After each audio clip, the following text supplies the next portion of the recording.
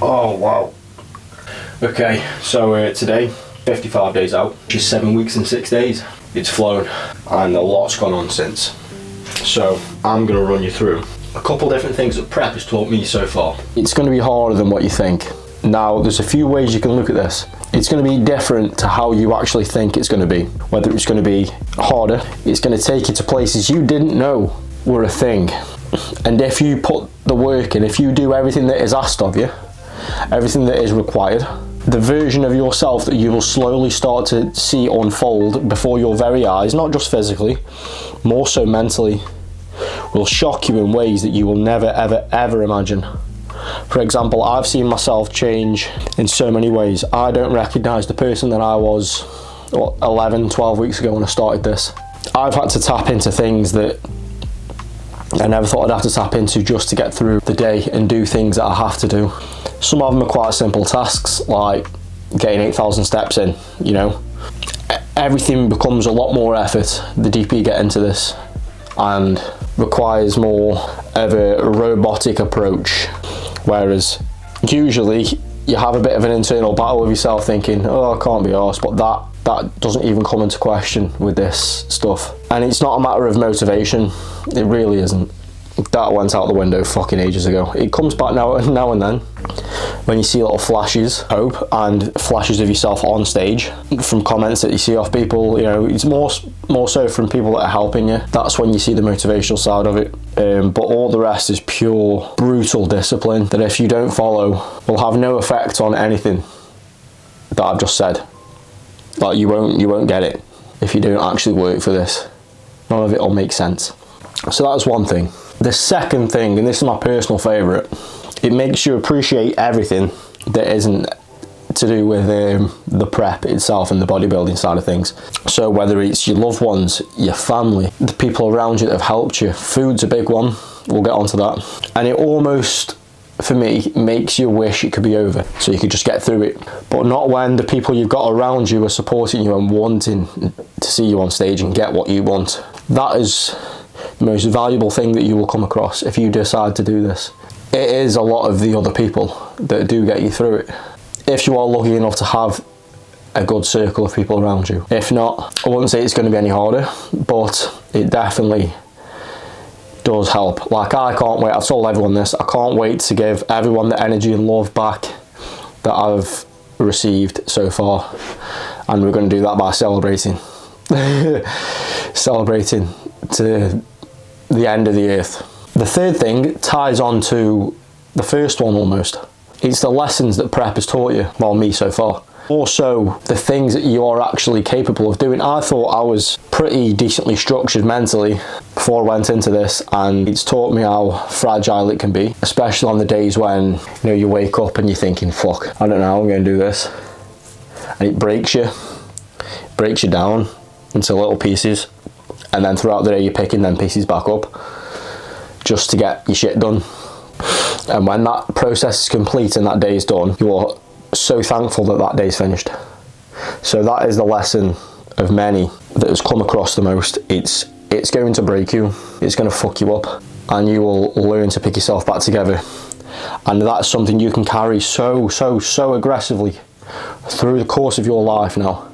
You couldn't pay enough money to be taught the lessons on any sort of fucking course at any sort of university that this prep thing will teach you, that will carry you through the rest of your life. No one can put that in front of you other than deciding to do this shit. I've seen a side of myself that I really didn't think existed, and it excites me, the places that I'm going to take myself and my family and everyone, because of the abilities that I've picked up during so far this 12-week period, and there's still another, like I say, 7.5 weeks to go. Number 4 is food.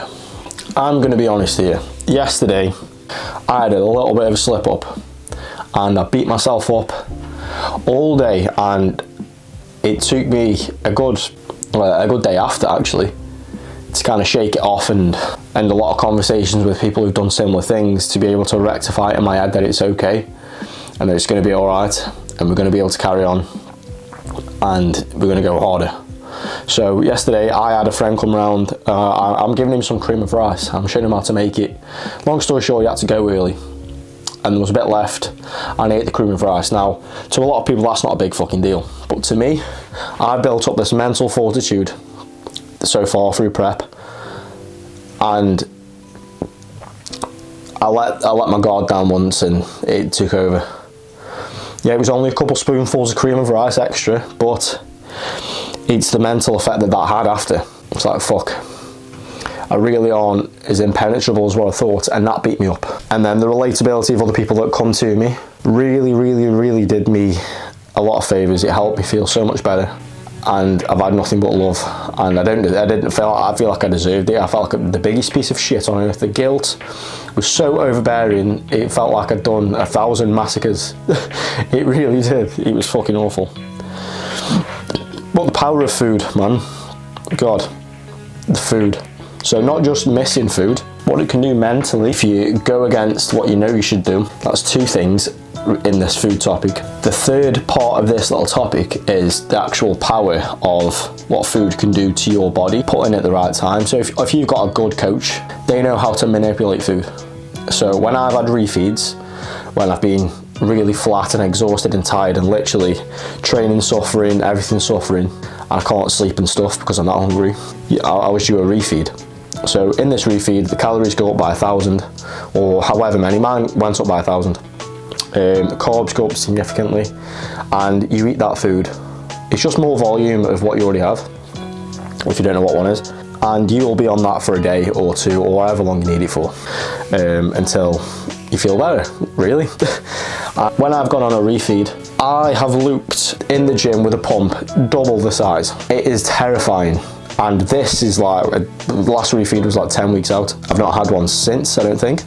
But when they come about, especially, I'm looking forward to when they come about during the peak week days, the week before my show, when you carb up, when I'm lean to the bone, shreddy to fuck, and the carbs go in, and that physique just fills out, and you're just like a big, bubbly, crazy looking motherfucker. I can't wait for that. So that is the manipulation of food. And we're gonna go back to the missing food and your food focus and all that stuff that I have particularly struggled with. I'm a big foodie. That's never going anywhere, especially when I'm done. That's still not going anywhere. So, for example, I've been watching a lot of food videos. It's been something that, in a way, has helped me get over some cravings, but at the same time, it's only heightened that food focus and made the potential of, you know, almost binging out more of a thing. Obviously, I'd never do that. You know, going out of my way and actually binging on a prep is a crazy concept. Regardless of what happened yesterday, that's something that I wouldn't do. You know, there's a big difference from eating a few extra spoonfuls of cream of rice and a full fucking binge. So, yeah, food focus heightens and you will appreciate food. And I can't wait to actually physically appreciate it when all this stuff's over. You know, because I'll have an enjoyment for food instead of just thinking, oh, it's just, this is nice. It'll be a completely different experience.